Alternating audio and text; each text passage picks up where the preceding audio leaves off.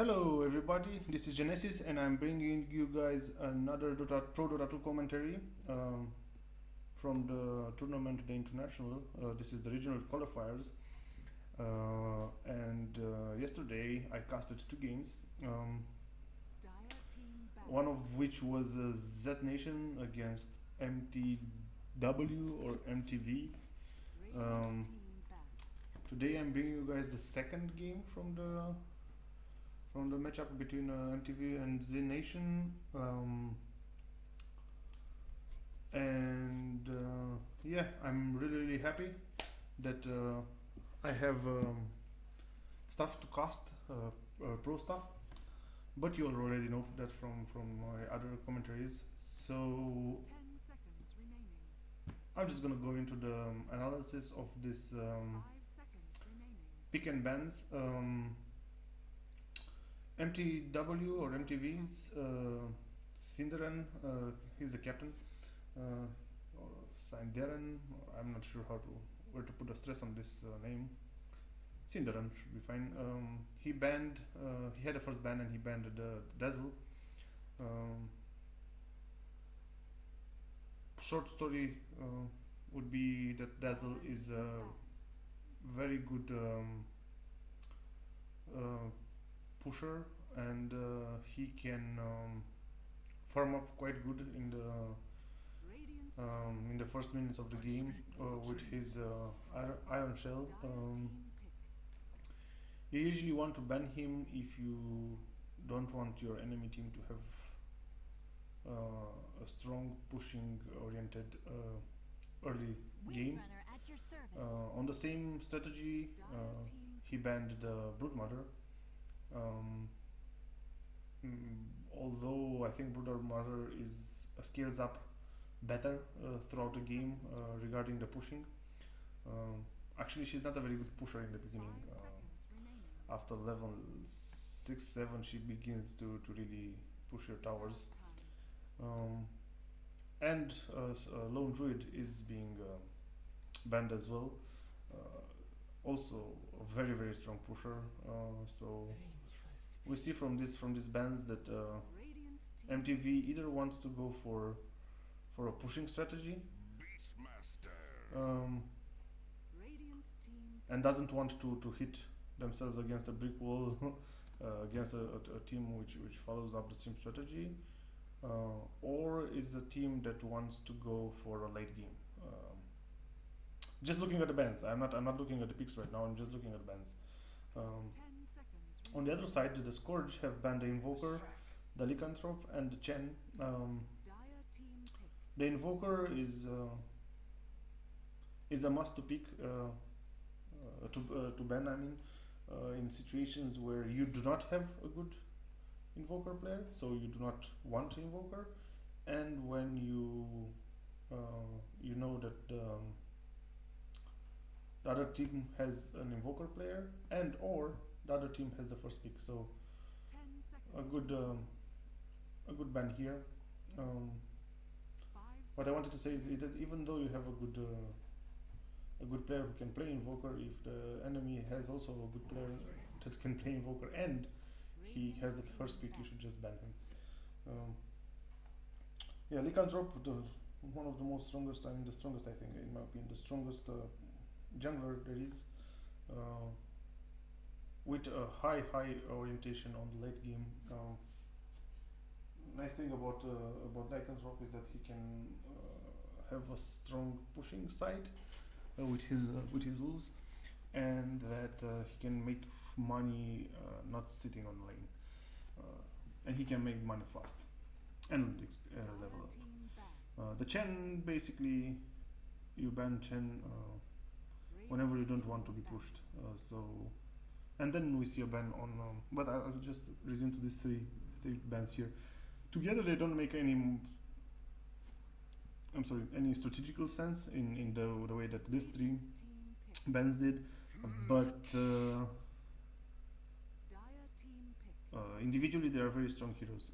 Now the picks, we see Nature's Prophet and the Beastmaster and Leshrak, which basically means that they go for the first of the two strategies that I said. They want to push these 3 picks here tell you that they want to push Leshrac, a powerful pusher, the Beastmaster, a powerful pusher, and obviously the Nature's Prophet, a powerful pusher. Scourge picked a Windrunner, a Vengeful, and a Morphling. Very mid-game to end oriented pick. Obviously the Vengeful is a very good hero all around the game.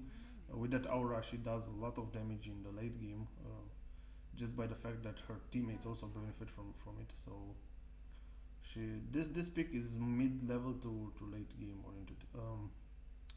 We see a Lich being picked. Lich is not a very good anti-pusher, not a very good pusher for that matter either. But with that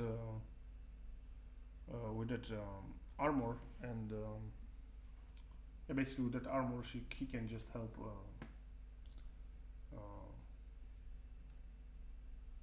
out with mitigating some of the damage on the heroes.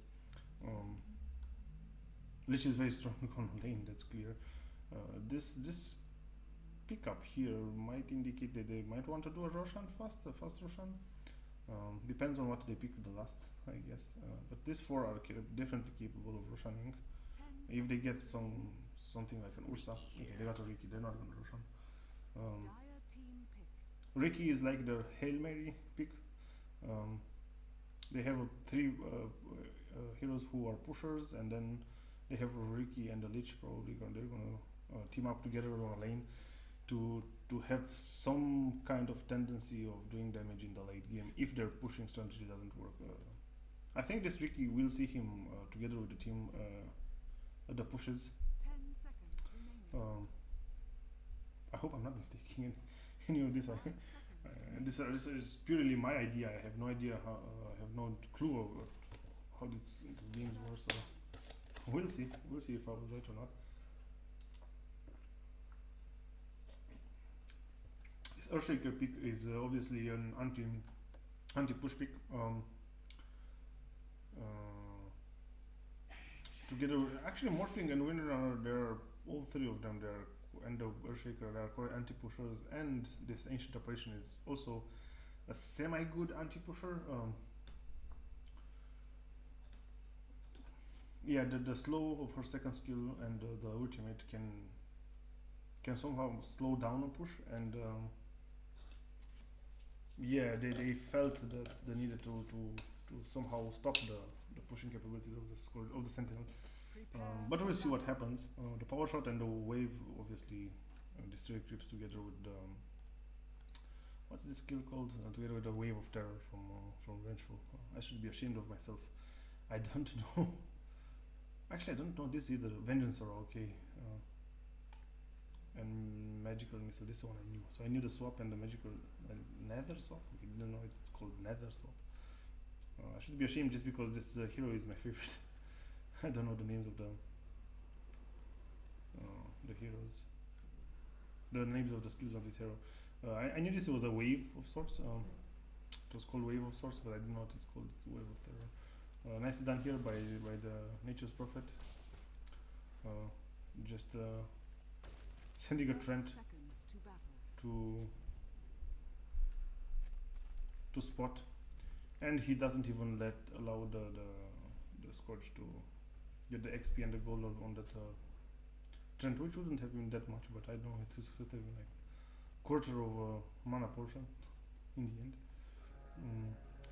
About laning, are we gonna see these 3 guys on bot lane? Probably Morphling is gonna farm alone, and the Vengeful and the Earthshaker are gonna roam. Morphling doesn't need that much babysitting, especially against Leshrac. I'm actually surprised that we see a Leshrac soloing. He is gonna go down so fast if the 2 roamers decide to jump him. Here we see Ancient Apparition solo middling against Riki. Okay, so Riki did not go with Lich in the end.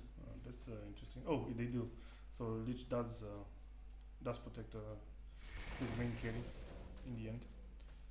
He has double protection actually. The Nature's Prophet is also waiting to come and kill this Age Decoration. I wonder what skill Lich has. Okay, so Lich has leveled up Sacrifice. He wants to help out that Reiki, but not in a ganky manner. And finally he's gonna move bottom lane, so probably Ricky is gonna be left alone. And Nature's Prophet is gonna farm. Interesting. Yeah. Did we see a kill? No, come on. No, there was no kill. These are just from the testing that I done with the Suns. I wonder how this farming is gonna go. Morphling should be quite okay. He has a somewhat better animation than the Leshrac. Not by much, but just by the fact that it is closer to the creep. He should get more creeps in the end. However, with Lalich being here, Morphling is not gonna do much. I always have problems identifying the gender of the heroes. Will you call the Morphling an it, a she, what, a he? I'm always, in my native language, I would see Morphling as a she, I guess. I'm not sure. I have no idea. Had problems with gender on some heroes. And then again, the player is most likely a guy. So then again, what am I looking for? Am I looking for the gender of the hero, or am I looking for the gender of the guy playing it? It's quite hard. I'm just gonna alternate randomly between he or she, or maybe mix it up with how it sounds in my language.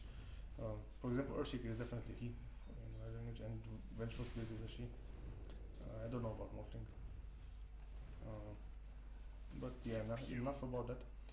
So we saw some last hitting here on this lane. Morphling is doing fair. Fair is the fair word. Not more than that.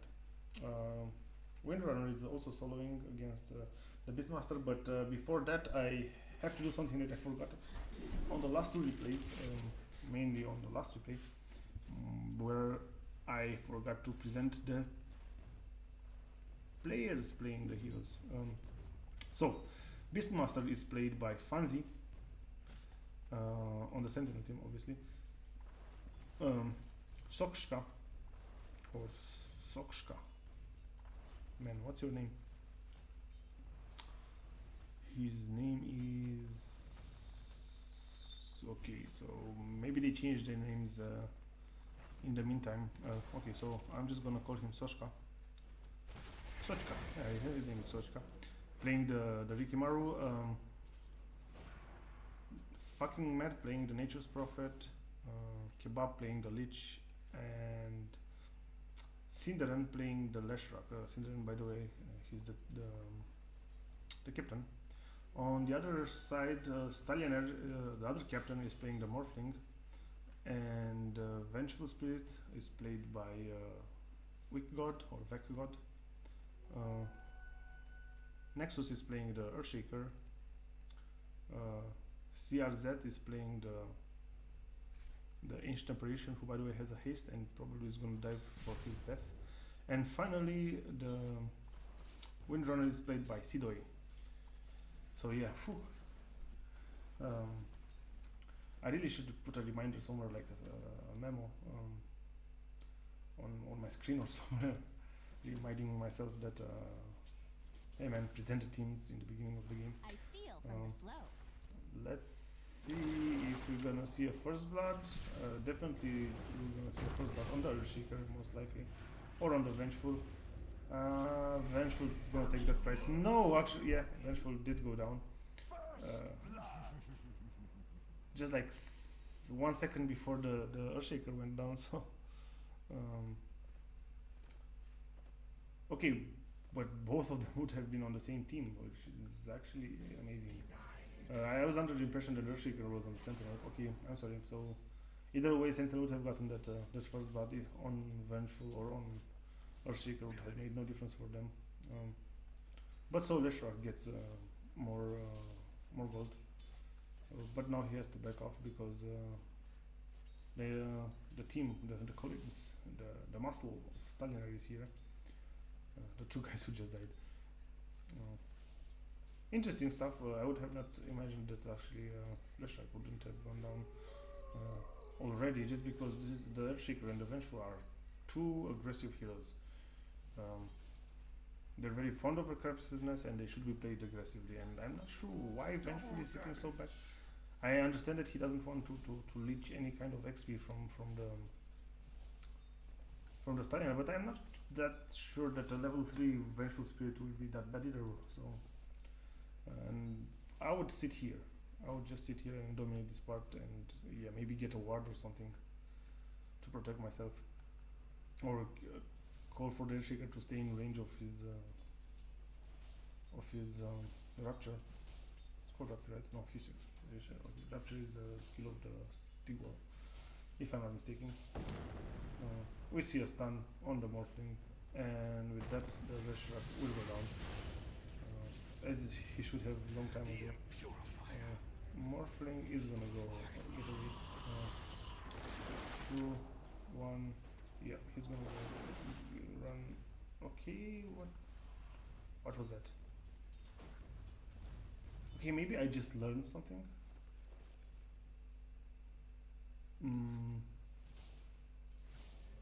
Yeah, definitely I just learned something.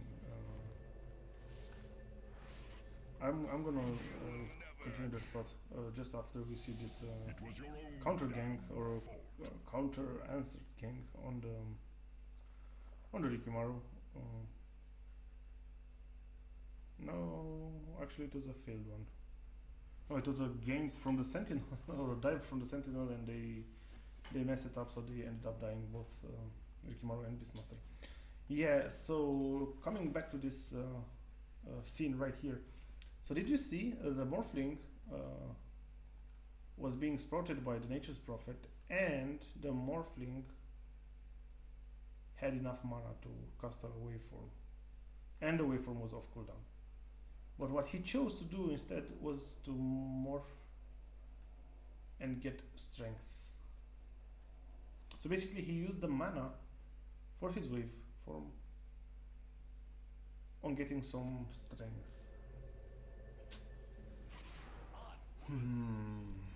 I'm not sure what to think about it, because it was highly effective. We saw it.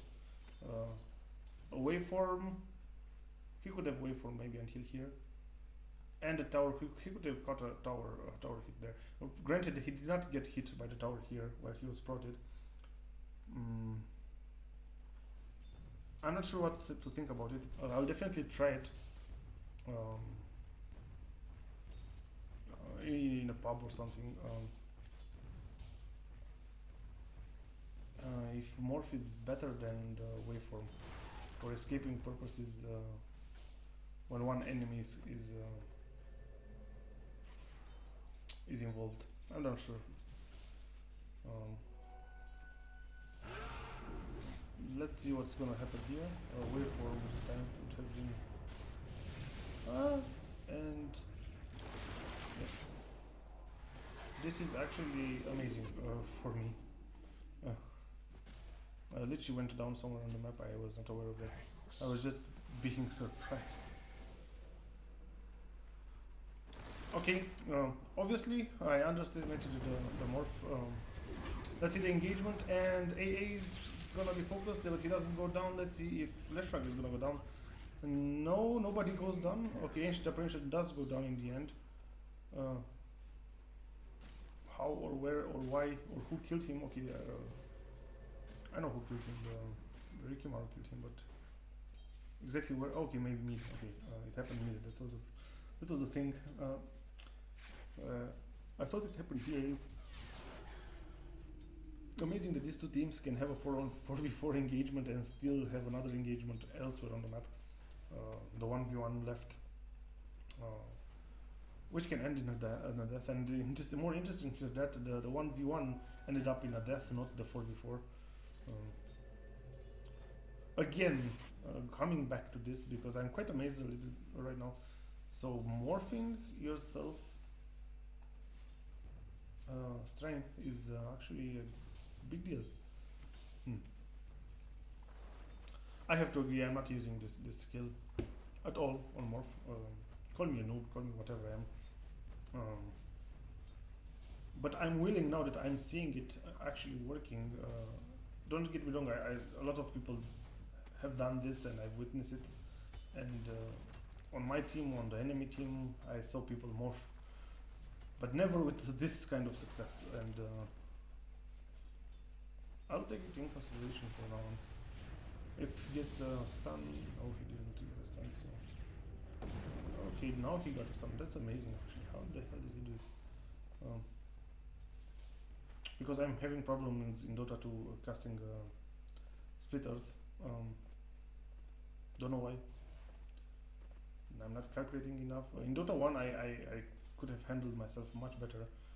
But right now in Dota 2 is quite difficult for me Dire's top tower is to under catch attack. proper stuns with Leshak. Dire's But I shouldn't be structures are that fortified. surprised actually that this guy did Dire's top manage to tower get a is stun under just attack. because he's an actual pro and I'm not. I'm also not an unactual pro either, so that's that.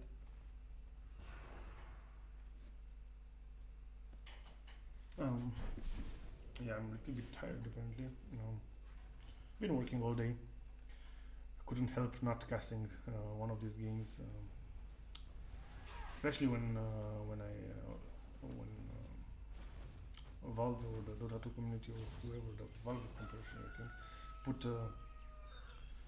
put this spec and made it available through the client of Dota 2. I couldn't pass up on such a good thing. So finally we see Morphling go down. This time he did not cast his morph just because he had the confidence into his team or into his supports. Thing that you shouldn't do all the time. He might have something to say to them right now while he's reviving. His teammates did not back him up there. I would have expected at least a swap from Vengeful. Radiant's top tower I wonder is if under Vengeful attack. has the cooldown on the resulting. Yeah, it was off cooldown, so it was seriously off cooldown just because Vengeful is a level 4 man. I'm not paying attention at all to what I'm saying. Yeah, obviously Vengeful would have tried to save his Morphling if he had the skill. At level 4, it's hard to have a level an ultimate at level 4. Not impossible, but hard. I think Invoker has an ultimate at level 4, right? Or is it at level 5? I'm not sure. Actually, I'm gonna check. Just quickly checking if Invoker has an ultimate at. Okay, it doesn't say.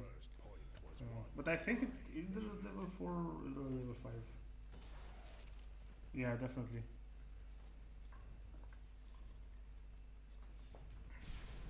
So yeah. Although I'm not sure if you would call that skill an ultimate of the Invoker. The Invoker is strange. He's not like the other heroes. He's an out-of-the-box concept, which is the more amazing actually that you can have 102 heroes and 107 heroes. I'm sorry. Well, actually, in Dota 2, I think there are less. There are like 60, 70, 65. I don't know how many. Or 75. I'm not sure about the numbers. It's amazing that you can have this kind of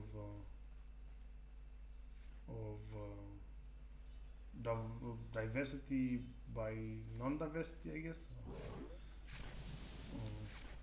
Just a few heroes have strange skills, like for example the Morphling, he has Morphing to Agility and Morphing to Strength. So basically he has a skill divided in two. Then Doom has some different skill sets, and the new Ogre Magi with Dragon Scepter has some different skill sets, but usually it's either they have an extra skill or some kind of a passive, nevermore, or but usually they're around the same idea, and still develop a hero who's completely different and he's balanced. Well, Invoker is balanced as much as an overpowered hero can be. Um, I'm messing with the words right now.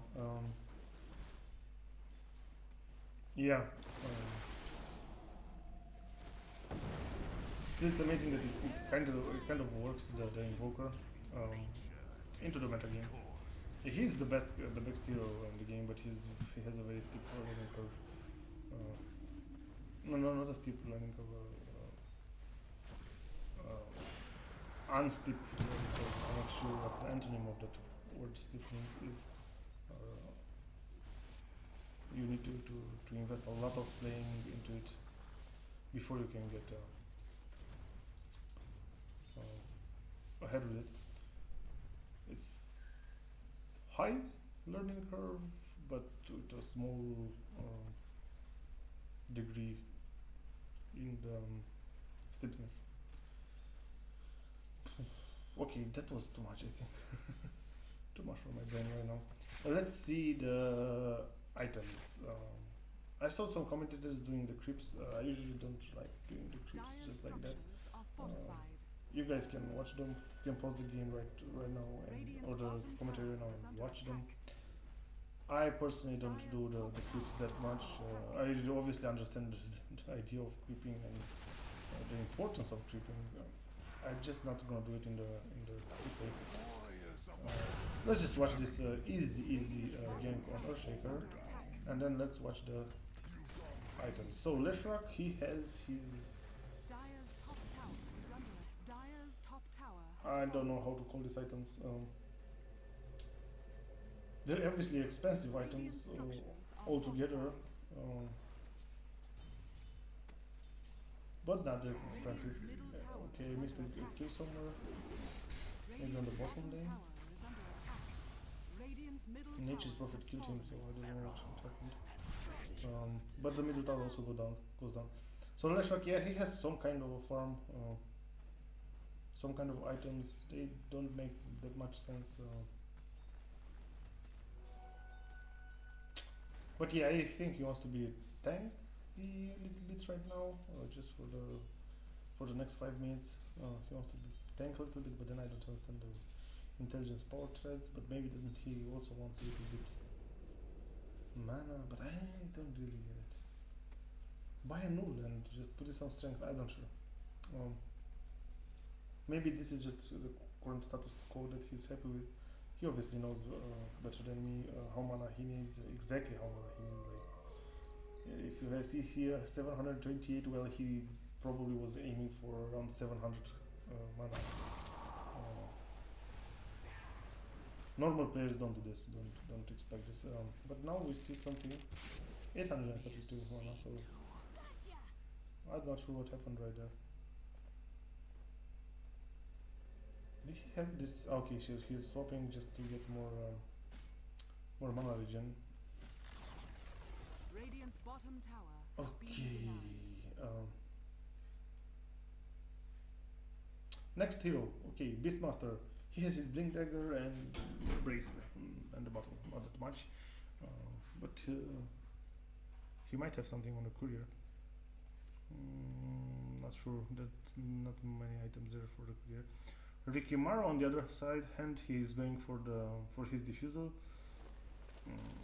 Quite some distance away from it.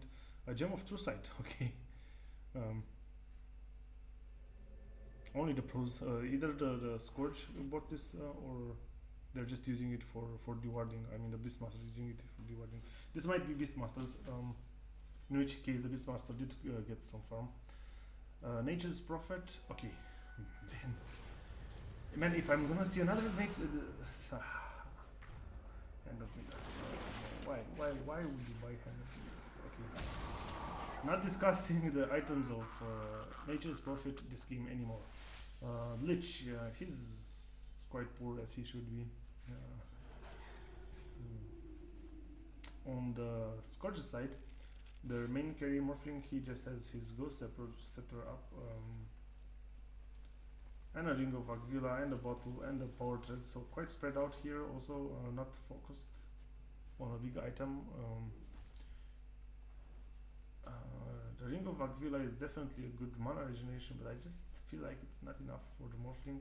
The bottle obviously helps up with the mana regen, but I feel like a Void Stone on the Morph is a must for the early game. But yeah, anyway, the Windrunner, okay, Windrunner has a mechanism and almost he's just like 240 away from having a 4-staff.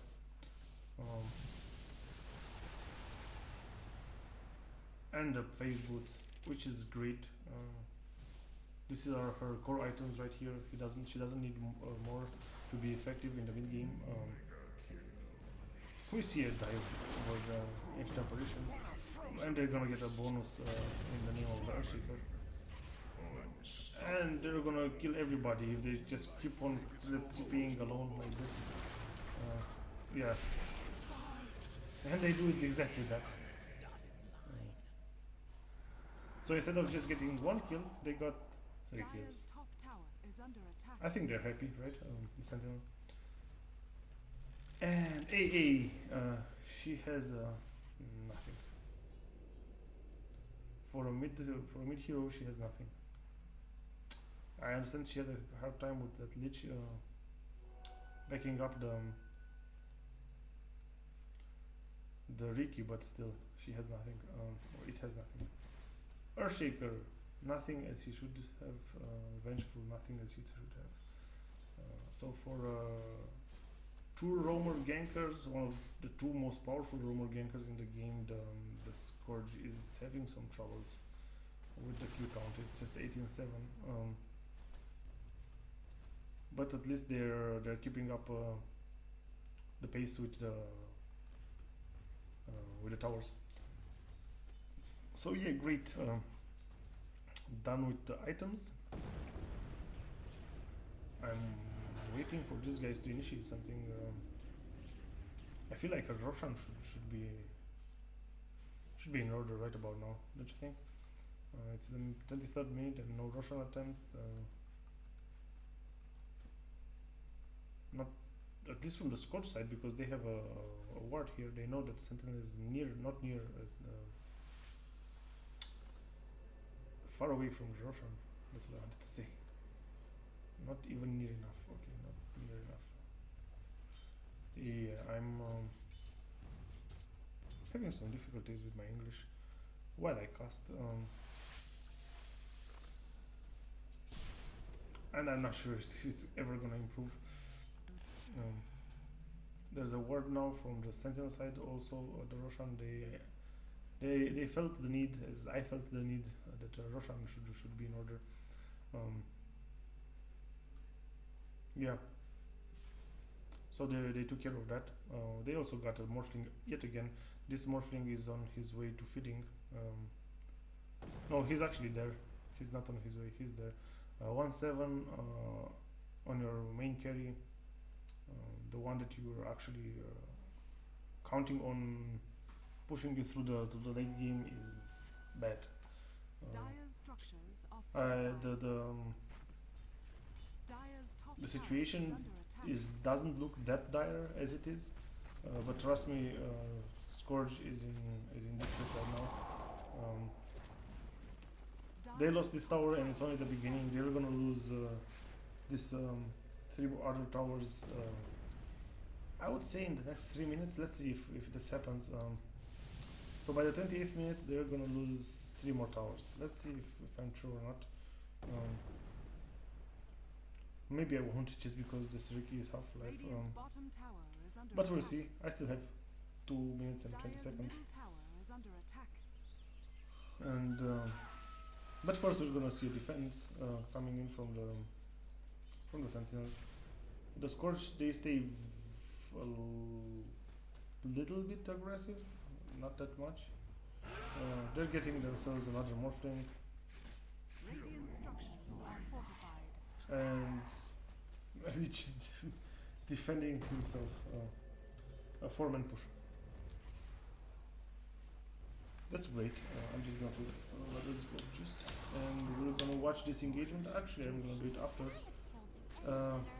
The attempt was there, but it's just a 2v4, so I'm not sure why they attempted to do this. Oh, that's an unlucky bounce from the Lich. The Lich had the perfect opportunity here to cast his ultimate on 4 heroes and slow them for Rikimaru to come and clean the house. Unfortunately, the bounce were on the bottom lane. What he should have done is cast on the last hero that he could have seen, or the most far away hero possible from any creeps. In the end, he didn't do that, so it was part unluck, part bad decision taking.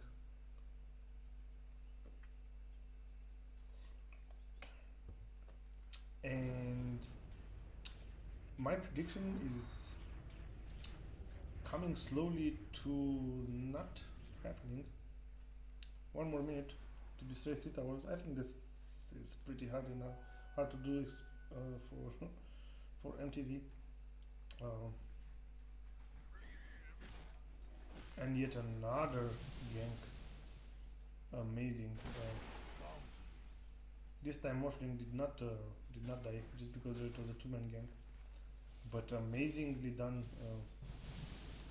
by the Sentinel.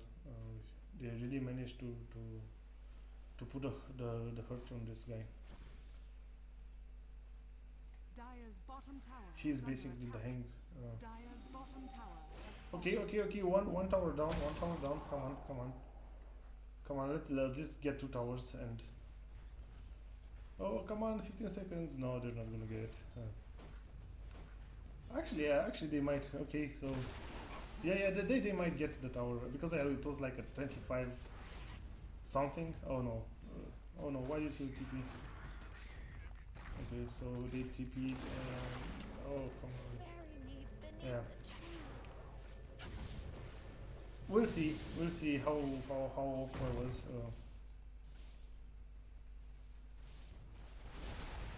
Yeah, pretty off actually, because this push is stopped right now.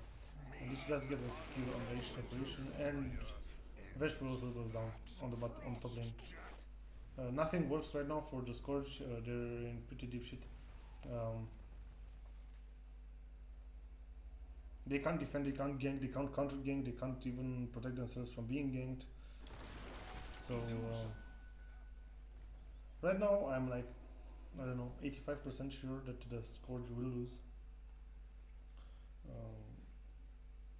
Their only successful hero was Windrunner, and he's starting to lose his efficiency just because he can't do it alone. Dire's middle tower is under attack.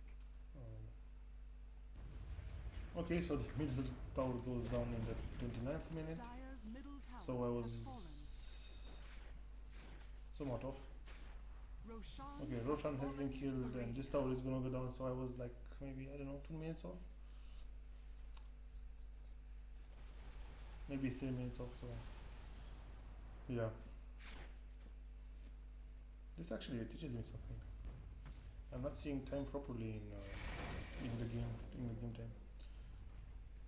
Because for me it was genuinely enough 3 minutes to destroy the Dire's bottom tower the 3 is towers. under attack. In the end it was 5 minutes, not 3 or 3.5 minutes. Dire's bottom tower has fallen. 4.5 minutes. Yeah.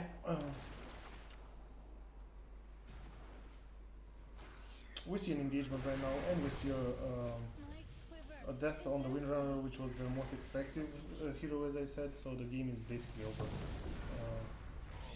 Also, Earthshaker is gonna go down, and that's the end of this defense. Without an Earthshaker, you can't properly defend against a lot of creeps, and like a number of times that the Nature's Prophet can spawn, and the Wild Boar and the axes that destroy your own creeps is pretty hard to deal with. We will see it in just a second. There's the wave. Structures are fortified. There's no more wave. Hence there's the death of the boss. Game is over, guys. These are just formalities. Both teams know that the game is over. And we see a nice TP from Earthshaker and a nice ultimate from his squad, but unfortunately he's just level 9. So his ultimate is just level 1.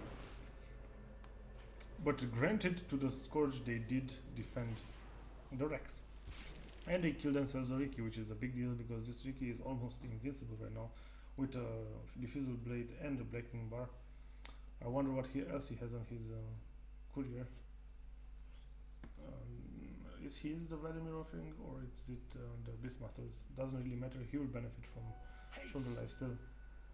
He meaning the Diffusal Bladed Riki. But didn't Riki have had an Aegis? Or did he lose both actually for that push? Interesting. Maybe Leshak had the Aegis? No, he didn't. Although granted he does have a Soul Booster and a Blacking Bar. Yeah, let's look at the items. We already saw the Leshraks. Pretty tanky. Pretty good for him. Beastmaster, I'm not really sure if he has the Vladimirs or not. No, Riki had bought the Vladimir, so Beastmaster with the Pipe of Insight, which is a great item. Riki Maru with a lot of items. A lot of items for the 32 minutes minute mark. Normally in a pro game, a lot in the normal pubs. Nature's Prophet, I'm not gonna talk about him. I don't care about him. Lich, he has a Drum of Endurance. Enough, I would say. Morphling is seriously underfarmed. He did not put an item for the past 12 minutes, I guess. 12 to 15 minutes. He's also saving for buybacks, I guess, but his racks are gonna go down. No questions asked there. Windrunner did not get any more items just because he can't or she can't. Ancient Operation, he's pretty low on the items also. He just has a 4-star. Earthshaker far away from a blink, so not that useful all around. He's just gonna go down right here. He does manage to cast his ultimate. No, actually he didn't. His ultimate was on cooldown, and we see not 3 kills on the Sentinel. Okay, the GGs are being called and the game is done. A fairly good domination by the MTV, just like in the other game. Oh, I'm sorry. So I'm not gonna spoil the entire other game, but yeah, MTV did go further in the tournament, at least in this at this stage of the games, and yeah. Scorch has already disconnected a little bit bad-mannered, I would say. Stanton, I'm sure, have not farmed them, counter-farmed them, but still, they could have stayed. They did call GG before they left, so that's easy.